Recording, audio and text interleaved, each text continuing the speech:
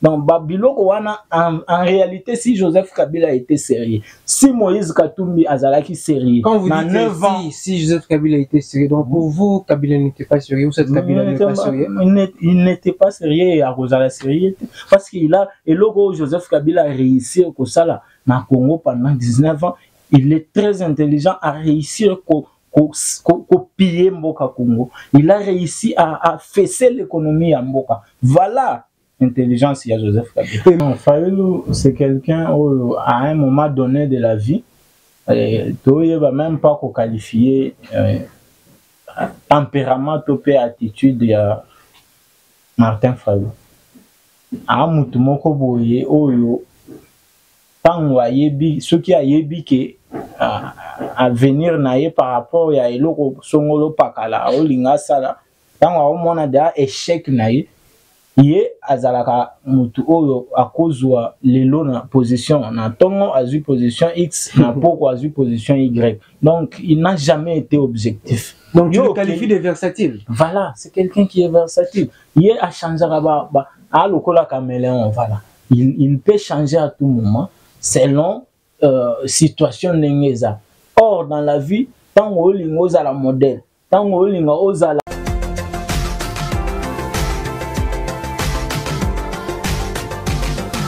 Merci fidèle internaute, cher abonné de Émergence en télévision. Donc, l'ingipé Amouria Kenya Lelo, une émission où nous parlons de réalité quinoise. Mais cela n'empêche que tu parles de la République démocratique du Congo parce que la ville de Kinshasa est la capitale de la République démocratique du Congo. Donc, le plaisir est tellement immense de savoir que vous êtes tellement nombreux partout à travers le monde à nous suivre. Donc, aujourd'hui sur ce plateau, je reçois encore à nouveau un analyste, un Congolais de père et de mère, un vrai politique, s'il faut le dire, un monsieur que j'ai toujours respecté et j'ai de l'estime à son égard, au nom de Kapena Chambouyi, avec qui nous allons parler autour de l'actualité qui est sur la toile, et nous allons parler de la sortie médiatique du président Félix-Antoine Tshisekedi face aux journalistes français.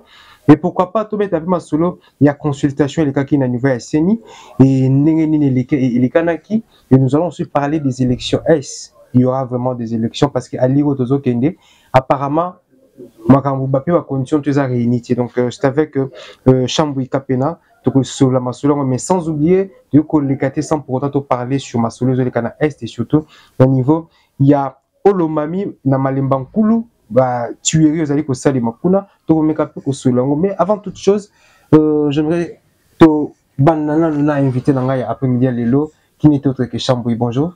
Bonjour, Ndego, journaliste. Comment vous sentez-vous pour la deuxième fois sur notre plateau? Pour la deuxième fois on a plateau Nabiso, en tout cas, et c'est Makasi. Il y a Kobengisa, Moko, il y a communicateur, il y a parti au pouvoir, c'est-à-dire parlementaire de un combattant très actif. Combattant à Tongo Makasi, oui. En tout cas, et c'est Makasi. Pour la présence Nabiso Lissoussoa. Actualité à Mboka Congo. Comment se portent les combattants actuellement? En tout cas, tous les combattants sont déterminés aux aguets, au travailler Makasi avec l'un des plus grands combattants, Amisi Makutano Adolphe. En tout cas, à mobiliser la base Nandenga Blague, Ligue des jeunes. Très déterminé pour faire sa majorité dans Mboka. En tout cas, c'est très important, il faut le dire. Donc, une chose est vraie, donc ils sont là pour accorder un second mandat à notre très cher et beau président Félix-Antoine Tshisekedi, et qui, pendant le 5 ans, à Salim Salamoro, où ils allaient vraiment visible, na Michel Bakongolais, tout le monde se pose la question, est-ce le travail qu'a réalisé Félix-Antoine Tshisekedi durant ces 5 ans est suffisant? C'est la question que qu'on s'est posée. Et Ndeko, par rapport à cela, et avant que tu entames nos masolo to bit na sujet na biso mais la 5 ans où Makambo fait Antoine Tshisekedi de réalisation à Salé, ils sont vraiment suffisant pour convaincre les Congolais. Oui, en tout cas, ils sont vraiment suffisant. Ils ont sauté, mais ils sont vraiment à la hauteur. Il y a qu'à convaincre des Congolais crédibles, des Congolais au bas raisonner de la manière normale. Ceux qui te l'ont tendance politique nabiso, mouvance politique nabiso, non, le travail au Félix Tshisekedi a sali na 3 ans, ça mérite des bouquets de fleurs. Parce que vous pouvez vous imaginer, Moutulokola Moïse Katumbi, Tolobaka yango makasi, mais to sepeli même Mokonzi Mboka otipe ko lovelelo ko wana. Moïse a sali 9 ans en tant que gouverneur ya Okatanga. Na ancienne configuration wana, ça dit trop hein. Ancien le grand Katanga. S'il vous plaît. Toke Malembe, pardon vraiment. En quoi Moïse Katumbi est-il mauvais? Parce que Makambutu le lobo komikaka Moïse Katumbi. Et le comme Martin Fayulu le komikaka Moïse Katumbi. En quoi Moïse Katumbi représente un danger pour le combattant et tous les bandes de collapse IDPS? Merci. Moïse a un danger pour les combattants KKT ou bien pour les IDPS, mais Moïse est un danger, il est une tare au Baby Samboka pour tous les Congolais parce que avant d'être combattant au pays IDPS, on est avant tout Congolais. Nous sommes surtout Congolais. Alors nous devons que Tchabatu Oyo Bakuki ko Sungamboka et Kende Liboso. Moïse, pourquoi Toro Mingi? Parce que lui a déjà géré ce pays. Gérer le Katanga et Abba Blagte.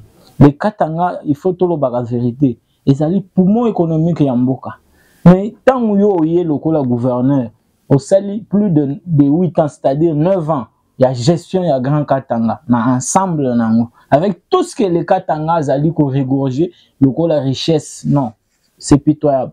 Ceux qui ont cueilli les lots, kende na Lubumbashi, ceux qui ont commis na commune ya Katuba, au bandiko kende ozana matipisha, au lingo kende direction au ekei Kasumbalesa, au koleka péage au leki kisanga. Ceux qui ont tali conditions de vie au Moïse Atika qui ba congolais au ba vivra kakuna, c'était déplorable. Moïse a fait 9 ans. Moïse a construit ba entreprise ebele na kati ya Zambie. Et qu'est-ce qu'il a fait au Katanga? À Sali Stade Mazembe, distraction loisir.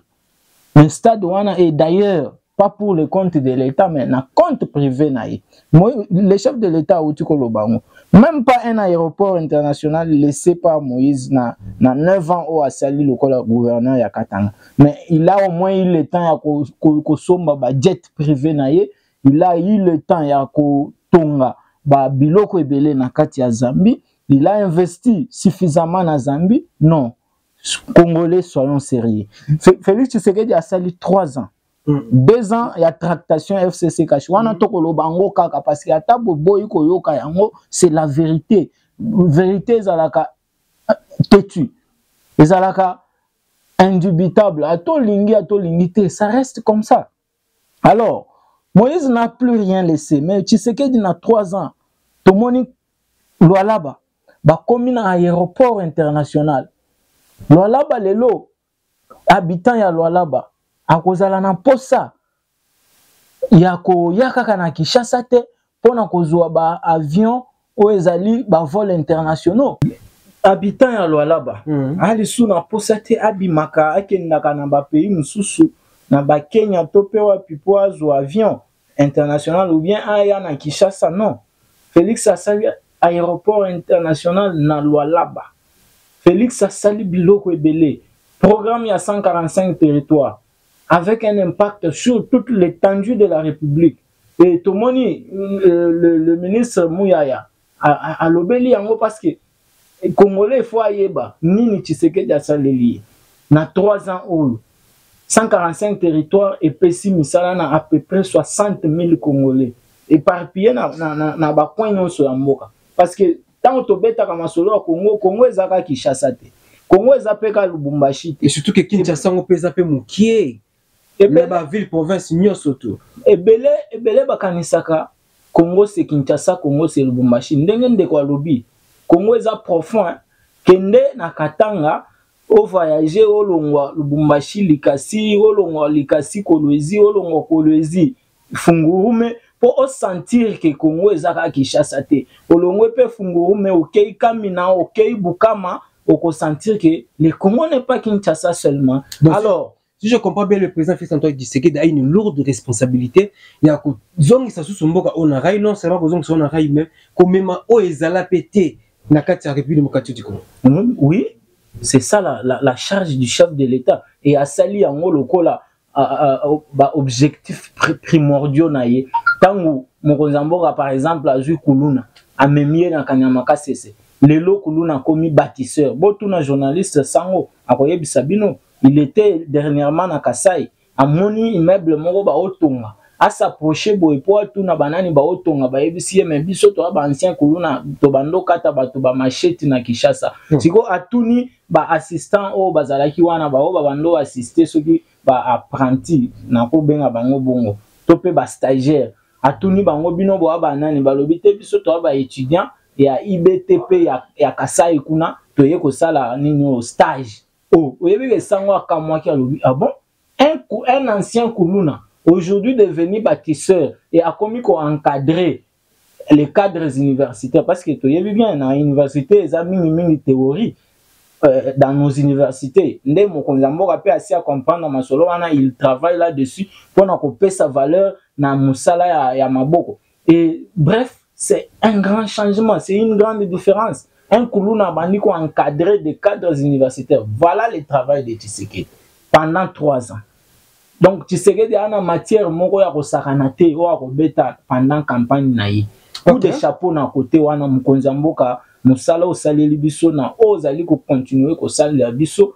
Vraiment c'est du jamais vu. Tango Mokonzamboka a se concentrer d'abord na population au bazana ba fin fond ya Congo. Alongoli na biloko wana ke biso nyonso totala kaka Gombe, biso nyonso totala kaka Lubumbashi, biso nyonso totala kaka Goma. Non, Félix Tshisekedi a bandi ko sala différence. Azo sala la bango barrage hydroélectrique na Busanga, plus de 120 km ya Kolwezi où ils allaient chef lié. Alors là-bas, il faut féliciter ce genre d'initiative. Kapena nakati pena maloba parce que tout ça qu'on évolue moins rapide. Nous surtout le bien la félicitation na président Félix Antoine Tshisekedi. Mais Congolais tilelo aza ko importer maïs, Congolais aza ko importer loso, Congolais aza ko importer eloka kolia. Na ebité situation il y a ventre ya Congolais ils ont ko préoccupé binoté, ils allaki na programme na binoté ou comment? Merci. Ndeko musala degré et salema. Na degré il y a pas si haut batikela ki biso ba Congolais. En tout cas pour sentir impact il y a musala Félix Tshisekedi quelquefois les mois passés. Pourquoi je dis ça? Le pays économie na biso ezalaki na libulu moko ya kosakanate. Donc une économie au rabais na ko benga ngobongo. Donc batiki biso na marasme économique ya ba blague te ba économiste ba yebi biloko na oloba o. Alors Mokonzamboka façon à travailler pour comprendre en côté. Na on peut cet exemple. Félix Tshisekedi a eu na mboka auto sali plus de 20 ans, celui ba 25 ans, celui ba 30 ans déjà. To yebite Congolais toi na nombre ya combien? Effectif ya ba Congolais et ba na pété. Au monde. Effectif et ba na té. Alors Félix abandi ko sala d'abord musala ya koluka comment kopesa Congolais identité parce que tango tokoyeba que les Congolais toza na nombre ya combien nde tokokoka ko produire à la hauteur ya nombre o tozali parce que awa ceux qui ba yebisi biso to na 70 millions de Congolais c'est sur base de quel recensement ou topé statistique. Il n'y a jamais eu de statistiques depuis 1970 ce qui s'est passé. Mais pendant ces 5 ans alors, de pouvoir, vous avez la possibilité je sais pourquoi j'ai dit ça. C'est-à-dire musala et salema, production et salema. Nakanyamaka c'est ba osala. On travaille ba osala ba olo nakuna. Ba masango et ba olo nango pa ya ba ancien kuluna wana mais le nombre de Congolais il y a pas longtemps pénurie ya maïs et tout ça awa comme que uta ba Tanzanie et ya buye tout comme na pénurie ya makasi oui ouais quand makasi c'est là ezaki non prêter pour ya et servir ba Congolais ça ngata na loba omoni principe ya continuité na gestion ya l'état ezaka na biloko ya malamu te topé na ba aspect positif te ezapé na aspect négatif. Donc auto subir eza continuité par rapport à gestion ya mabe ya lobby. Donc to vivre conséquence nango lelo. Mais lelo il y a un travail à ne pas négliger au ba au sala. Peut-être 5 ans plus tard les sous les gens subiront des conséquences positives. Peut-être 10 ans plus tard, les gens subiront des conséquences positives. Kabila a tikeli biso mboko parce que peut-être Congolais a la analyse ou a la effort à comprendre que Kabila a tikeli biso mboka économie mobimba na maboko ya ba étranger, des Indo-Pakistanais bango nde ba yali ko gérer économie ya Congo. Donc yo Félix Tshisekedi topé attaque Jésus batie lelo na mboka Congo na ndenge Félix akotelaki mboka, il n'y avait pas de bâton magique ya kobeta po situation ya Congo échanger. Okoya lelo te après lobby au Bengani tous les Indo-Pakistanais au lobby boke n'est pas na bino biso to récupérer. Non, vous allez encore créer une situation incontrôlable, chaotique, voilà. Oui. Alors il faut travailler à longue haleine. Félix Tango a formé jeunesse, à doter jeunesse na ba moyen na entrepreneuriat les apporter lobby ba jeune wana ba ko produire localement pour na ko concurrencer ba expatrié wana avec une économie extravertie. Okoya na 3 ans ya bitumba boyebi makambo ya Covid-19 et ningisi monde entier, ce n'est pas seulement au Congo. Et au-delà ya likambo ya Congo, FCC cash. Au-delà ya FCC cash, toi na likambo ya Est, un problème majeur où ils ont joué à Misolo. Mais alors, c'est encore avec le même majeur FCC de la l'Union sacrée de la nation. Non, il y a un grand changement parce que FCC cash n'attend à FCC. Tu bien même, il y a un ancien dignitaire na Mboko na Kombo ya Tunda ya Kasende, un ancien ministre de la justice na FCC wana cash. Il avait dit quelque chose d'étonnant. Il avait fait référence à une certaine autorité morale au Afanda Kanakingakati. Vous voyez? Donc vous venez diriger un pays avec un Félix Tshisekedi lokola Mokonzamboka, mais en même temps vous avez des injonctions au Bozuaka Nakingakati et pas il y a soi-disant autorité morale de référence Nabino. Or Félix est le seul au Yonzamba Poni na Congo ya lelo. Lobito yebite mais jusque là tout le monde a biso tout le monde a Félix Nzamba pone libiso pona ko kumba mboka ya Congo na destin nango, c'est-à-dire c'est lui seul, même la constitution balobi yango, il est le garant du bon fonctionnement ya ba institution nyonso ya mboka. Alors le travail au sala production otoye bisabino ya Kanyamaka cessé tout moni même na Kasai. Donc comment vivre non, au-delà de ça de Ronangai, tout l'actualité politique ya Congo pour te comprendre, parce que peut-être to konana Félix a tort parce que to s'intéresse à côté ba Congolais belé basé là moi fête moko esalema moi le kamwe salema neti par exemple les lots esalemi les lots neti dans le journal les lots par exemple to yoki ke masangwe mati. Et ici par exemple, moi 1000 francs, 2000 francs par rapport au prix normal, et Congolais pour réagir par rapport à l'événement, mais ils n'ont pas le temps à passer, et puis cause il y a événement réalité et quelle est la solution à couper ça? Nazongi na développement nangai. Tant que vous produire na Kanyamaka cessé, ce n'est pas seulement Kanyamaka cessé, parce que minimum to beta de solo Kanyamaka cessé, vous pouvez croire que Tikalika Kanyamaka cessé. Non, toi on a une zone économique spéciale. Na loba ki ango AOP. Ba zone économique spéciale wana eza éparpillé na ensemble du territoire national, mais avec zone pilote au Yamaluku. Yango nezali considéré la zone pilote. Kuna il y a des entreprises où babandi da ko travailler, entreprises ya production ya bakaro ba produire localement. Ah, ça a déjà commencé à fonctionner. Entreprise ya Pepsi où ba ko produire biso ba boissons gazeuses et bandi da ko sala musala et qui sont engagés là-bas ce sont des Congolais et tango bolingi bo pesa solution na makambo parce que ce qui olobi ba denrée ya première nécessité ils ont besoin primaire. Donc babiloko wana en réalité si Joseph Kabila a été sérieux, si Moïse Katumbi azalaki sérieux, quand vous dites 9 ans si Joseph Kabila a été sérieux, donc pour vous Kabila n'était pas sérieux ou cette Kabila n'était pas sérieux? Il n'était pas sérieux à cause de la sérieux parce qu'il a et logo Joseph Kabila a réussi au Kosala na Congo pendant 19 ans. Il est très intelligent à réussir piller Mboka Congo. Il a réussi à fesser l'économie à Mboka. Voilà l'intelligence de Joseph Kabila. Oui, merci tous sur nous wana penal. Il y a qui que totalement image Oyo. C'était lors de la consultation à niveau de la CENI où le président de la CENI a convoqué tous les candidats présidents. Totalement nous et puis tout le monde pour la commentaire.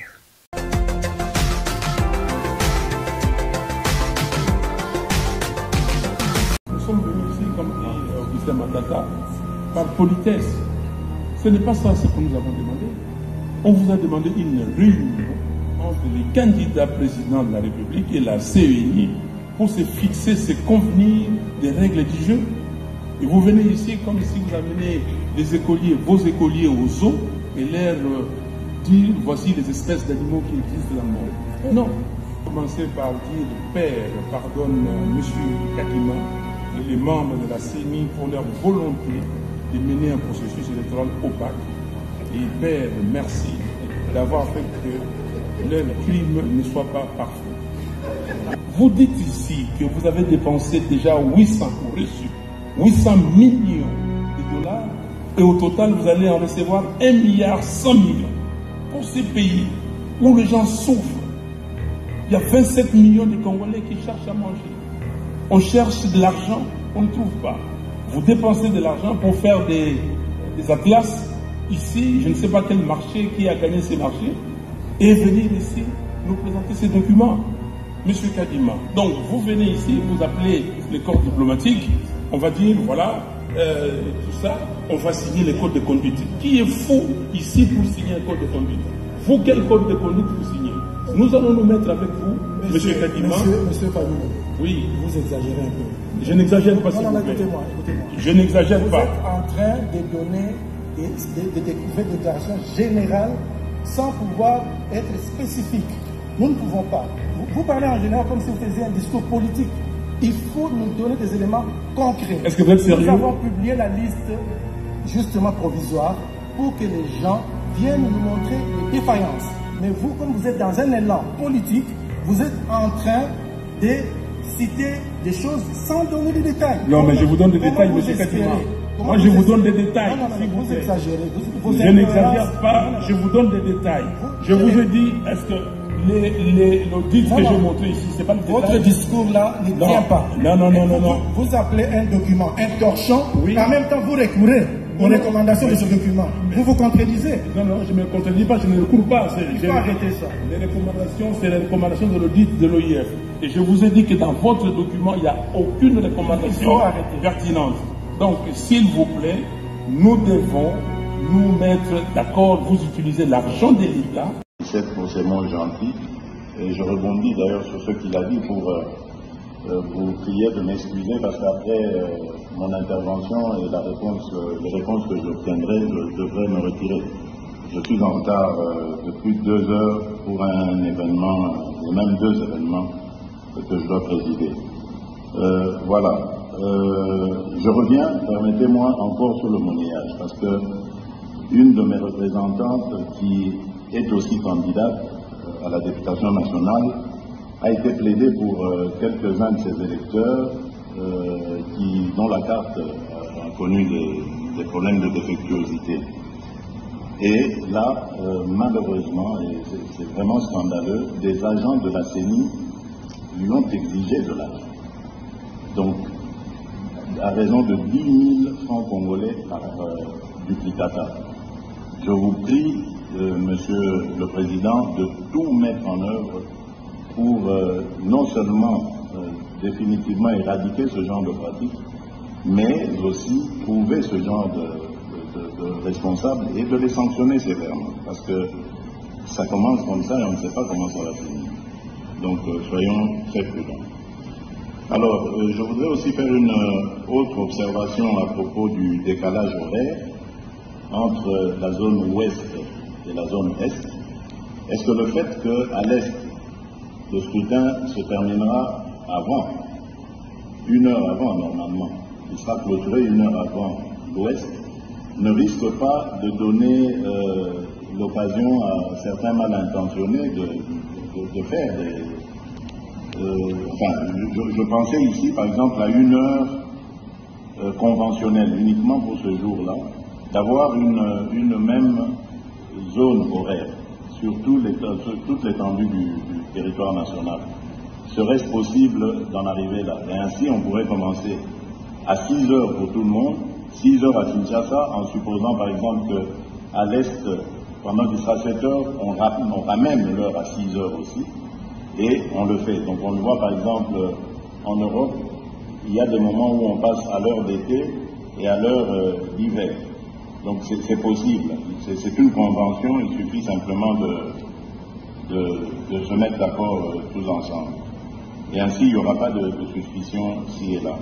Alors, quelqu'un a posé cette question ici. Comment est-ce que vous entrevoyez la gestion de l'ouverture des bureaux de vote? Parce que je me souviens, en 2018, il y a eu énormément de problèmes à certains endroits. Il y a eu des bureaux qui ont ouvert plusieurs heures en retard. Et surtout, lorsqu'il y a des intempéries, comme la pluie, ça entraîne aussi encore ce genre de retard. Est-ce que vous êtes suffisamment paré à de telles éventualités et est-ce que nous pouvons espérer que tous les bureaux de vote ouvriront à la même heure leurs portes? Voilà, donc c'est ce que je tenais à vous dire. J'attends donc votre réaction, Monsieur le Président, avant de pouvoir me retirer. Je m'excuse en tout cas encore une fois auprès de mes collègues candidats, mais le devoir m'appelle. Voilà. Excusez-moi, Monsieur le Président, puisque le candidat numéro 20 va partir et que je prévoyais de poser une question de régularité et d'égalité qui est en rapport avec le pouvoir qu'il exerce encore, et je voudrais, Monsieur le Président, que dans le cadre de la régularité du principe d'égalité, nous, les candidats présidents de la République, on devait bénéficier des mesures de sécurité que doit nous garantir le président de la République sortant. Et je voudrais qu'il nous dise, avant de partir, quelles sont ces mesures. Parce que si nous sommes égaux en tant que candidats, mais nous ne sommes pas en réalité, parce que pour que le président candidat arrive ici, la route était barricadée partout et il a pu arriver tranquillement. Mais nous, on était dans des embouteillages, il a fallu négocier, mais si, dans les cas de mesures qui sont prévues, on peut nous assurer aujourd'hui que nous aurons le nombre de gardes, mais aussi un véhicule pour les policiers qu'on aura, un véhicule gyrophare pour nous ouvrir la route. Pendant le temps que nous sommes candidats, ce serait juste, ce seraient des petites mesures qui réaliseraient l'égalité. Et je pense que le président de la République sortant, qui est encore au pouvoir, peut nous les garantir à tous pour réaliser cette régularité et cette égalité. Je vous remercie. Heureusement, pas moi qui organise cela. Je pense que c'est le ministère de l'Intérieur. Sous vos ordres. Aussi le comportement des gouverneurs dans des provinces qui interdisent le meeting, le réunion. Si le chef de l'État, les présidents... S'il vous plaît, suivons l'ordre, je vous en prie. Nous demandons à son Excellence, Monsieur le Président de la CENI, de répondre à la question qui a été posée. Et je voudrais vous proposer, avec tout le respect dû à votre rang,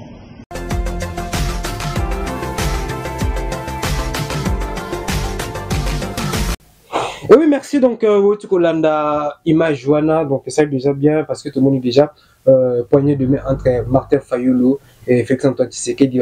Dernière fois, ils arrivent sur un niveau à Genève. Comme on a su au président de la République, Fachi Béton, et après ça, Martin Fayulu Mbote, et Salamini Mounakiana. Et juste après, Wana, Martin Fayulu a réclamé qui concernant l'évolution, organisation, et les kaki. Et Ndeko Kapena, par rapport à la réclamation de Fayulu, la remarque de Fayulu, et en tant que moi, Namboka, comment vous le trouvez?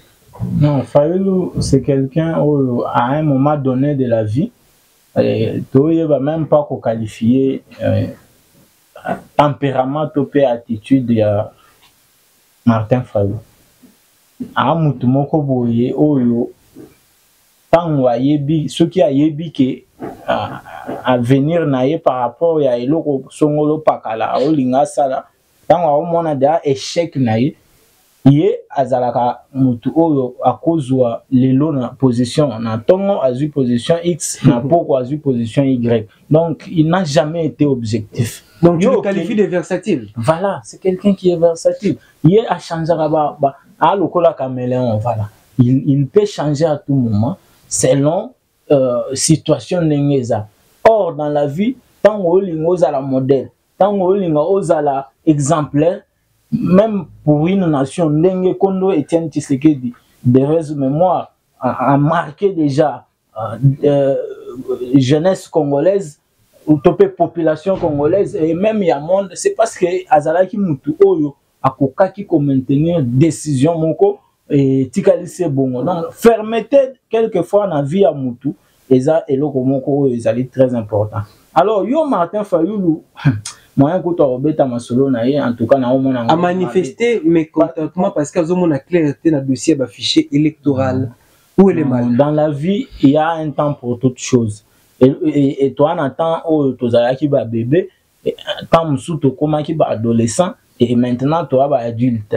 Yo, Fayulu, en même temps, au s'affichaka lokola un adolescent, même attendre ni au locate, yo, ok, bengi sibino, ou yebi bien que vous êtes allé pour signer un cahier de charges.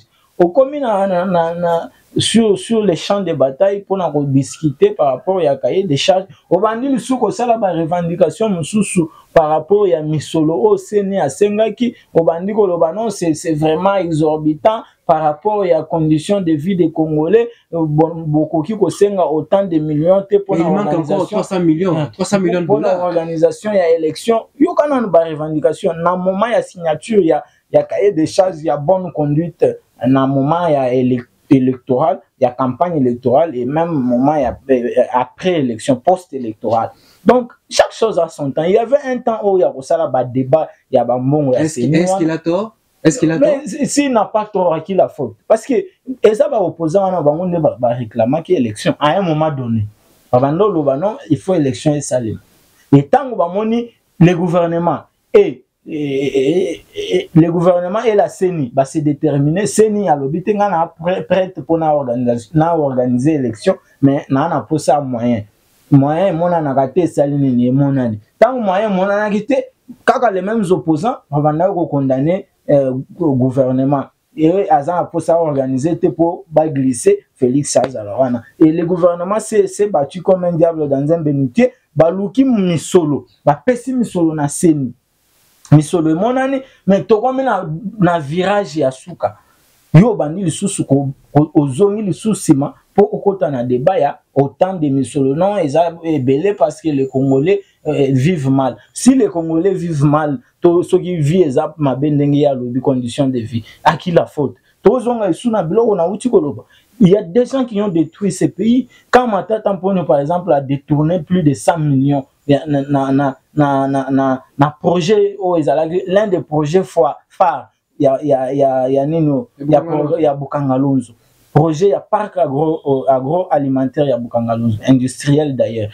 Il fallait, projet, il y a une capacité à nourrir Congo Mobimba et voir même l'Afrique centrale. Si jamais Misolowana va utiliser qui en a bon escient et le temps où la population congolaise va vivre na difficulté et c'est ni à kokaki ko senga bambongo o ya sengité pour la organisation de l'élection on a ba revendication Martin Fayulu c'est que aux gens poste bakanga Joseph Kabila bakanga Augustin Matata Ponyo to pesa justice tant na nango et quand l'heure viendra je suis certain que ezala Joseph Kabila ezala Matata Ponyo bango nyonso ba kokangama ezala Moïse Katumbi parce que ce sont les gens oyo baza à la base ya misère ya Congolais même baba wa kyungu wa kumwanzana lobaki yango avant liwana ye le baba lobaki alobi si lelo na katanga tant que la population katangaise dans une misère criante et ça parce que Félix a celle 2 ans au pouvoir c'est parce que biso ba katangi wana na lobaba ngaite c'est parce que biso ba katangi to salaki batu moko to lobi ke baza ba katangi to komisaki bango ba katangi et to pesi bango pouvoir et bah gérer Mboka pendant 22 ans et ba détruire mboka et lelo bola tisa Félix Ber to pe bola tisa ye chapeau ya misère ya ba congolais. Félix n'en est pour rien. Félix a salini yebi sanga oyo yebi Félix a sali pona copier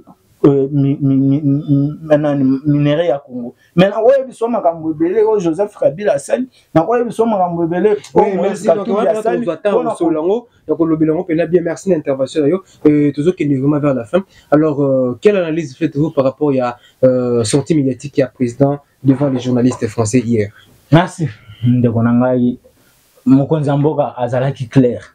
En tout cas j'ai aimé, j'ai félicité encore une fois de plus Mukwantombolo mwana ya Maman Marthe Kassalu pour la intervention au asali na ba médias international. En tout cas, les chefs de l'État étaient très clairs.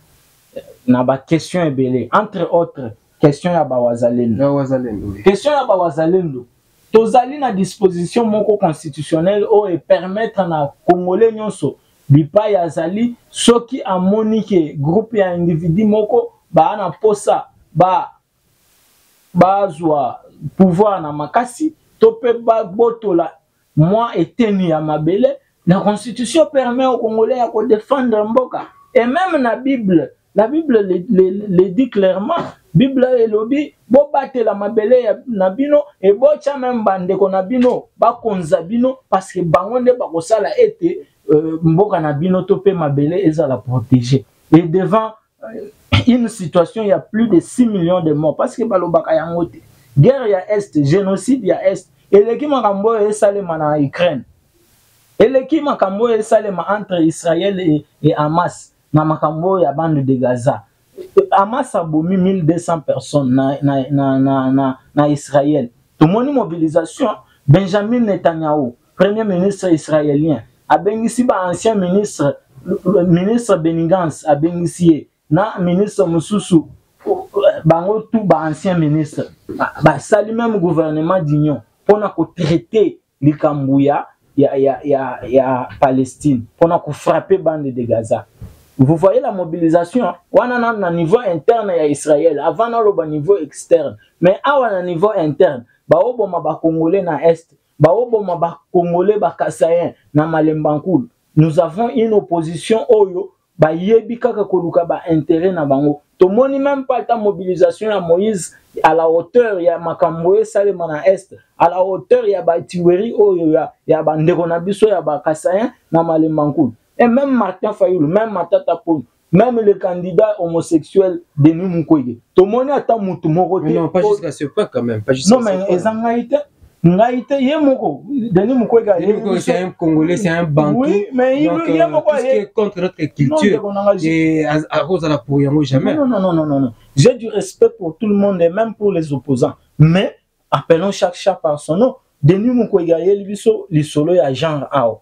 Yemoko. Aza mutu o azalaki na carte que ceux qui par hasard ba congolais na ndoto ba pesier pouvoir et à kozala à côté à bundeli droit des gens ezani mobali babala na mobali yango moni na bengi candidat homosexuel parce que il est là pour ça ezanga été ngana qualifié était mais yemoko par rapport ya ba allégation na. Oui, merci donc toujours qu'elle va vers la fin donc tout ça juste dans quelques minutes on nous signale à la régie juste une dernière question parce que auto-soulevé pour Moïse Wazalendo, c'est vraiment intéressant.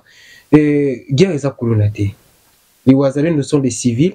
Et comment des civils peuvent tenir des armes et puis repousser, combattre face à l'armée rwandaise où ils sont surentraînés, où ils sont bien préparés. Je ne sais pas, civils en haut, ils ont été en préparation quand tous les un état d'esprit, tous les tellement énervés et puis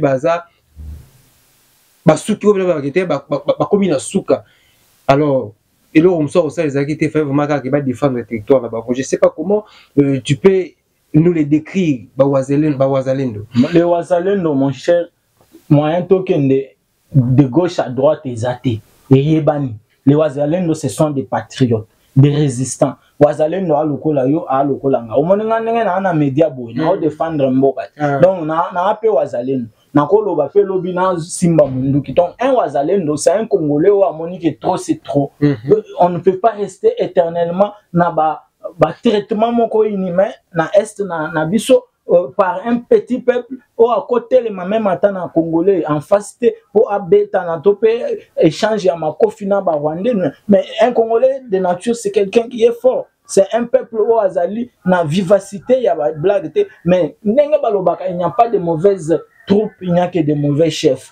Tant au Congo ezalaki na chef ya mabe et bomoni ba résultat ezalaki ka M23 la muki 2 jours ya attaque ali a eu contrôle ya ville lokola Goma et M23 akola la muki le bi lelo il faut na zo Bukavu, il suffit ba PC 2 heures topé 3 heures ndesuka basali ba attaque na bango bazui Goma et tant lelo tozu mokonzi ya solo mokonzi ya sérieux, c'est très important et un mokonzi azali nationaliste Félix Antoine Tshisekedi Tshilombo papa, c'est très important. Nde au moni congolais a télémi et azana mokonzi ao appuyer moralement spirituellement parce que Félix Lelo Bible lelo qui a vu les fils a vu les pères. Lelo ce qui au moni Félix Tshisekedi au moni Nzambe parce que Félix est là pour défendre la nation. Félix c'est un envoyé de Dieu et au kocha tembe ba misuba kocha tembe mais bomituna il avait suffi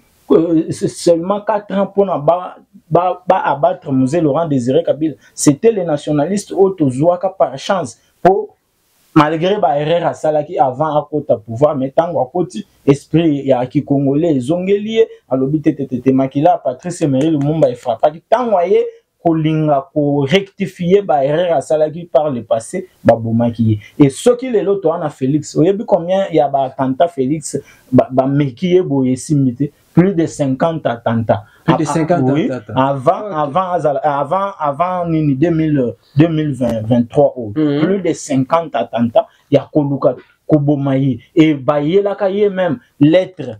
Et Outa na France, empoisonnant lettre, mon cher.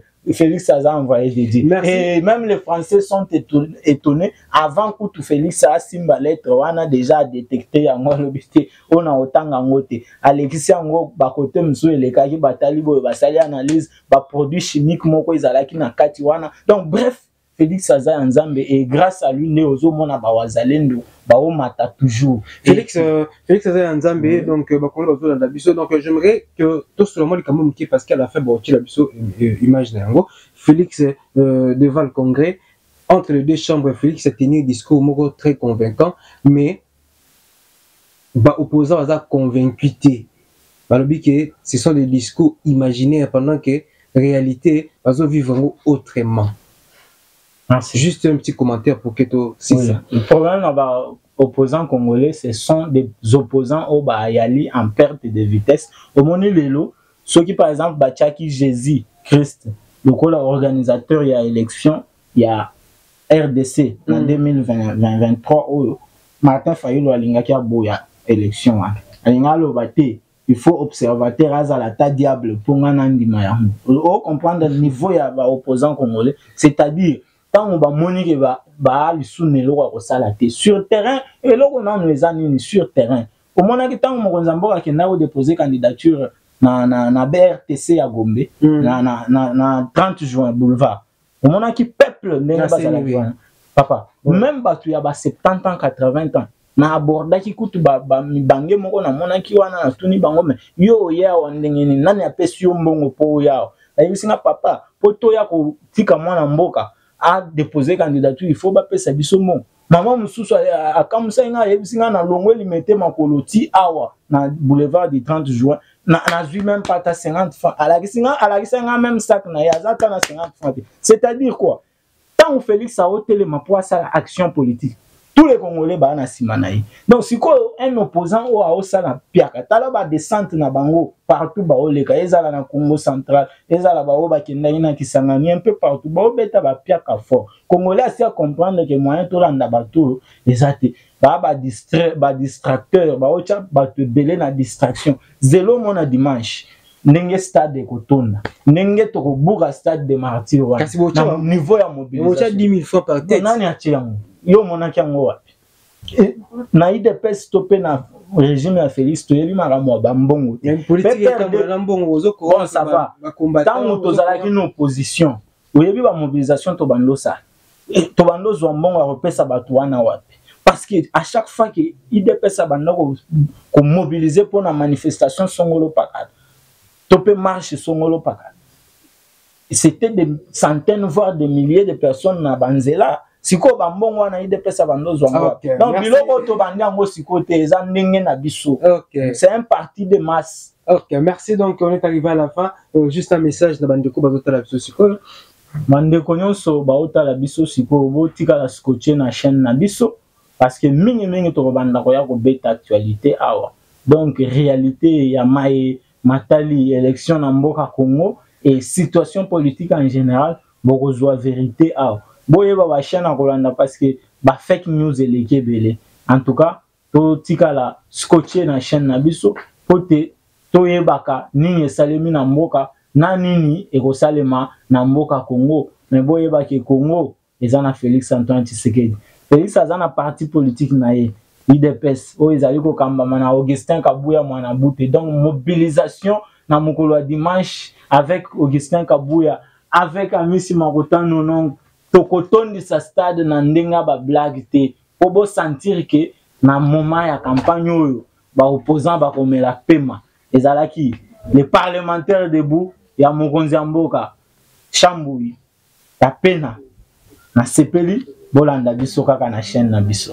Merci. Donc là c'est Chambouyi Kapena, donc l'un de combattants très actif on a le baga toujours parce que bazaka toujours wana pour accompagner Vision Mukunzi Mboka parce que batuto komaka que nous sommes là pour accompagner les chefs de l'État, nous sommes là pour accompagner la vision des chefs de l'État. Et ba pété soubalinga ko juste pour la bisouni même de ko Chambouyi ainsi que ba combattant surtout et na moni na 10e na moni na rond-point Gambela baza partout et papier OK na Willery donc na habité président oyo batu balinga na mboka lokola président Félix Antoine Tshisekedi na mona été et OK na ba koinyo surtout zomona ba rangue OK na ba grand marché OK ne boleki na ba émission zomona ba abeshole zomona ba bandeko nani pasteur Gili baza tellement belé donc en termes de communication IDFS c'est vraiment efficace donc sur ce point on félicite vraiment bino parce que bah opposant baza limité donc vous tout fait dans la communication donc c'est vraiment une très bonne chose,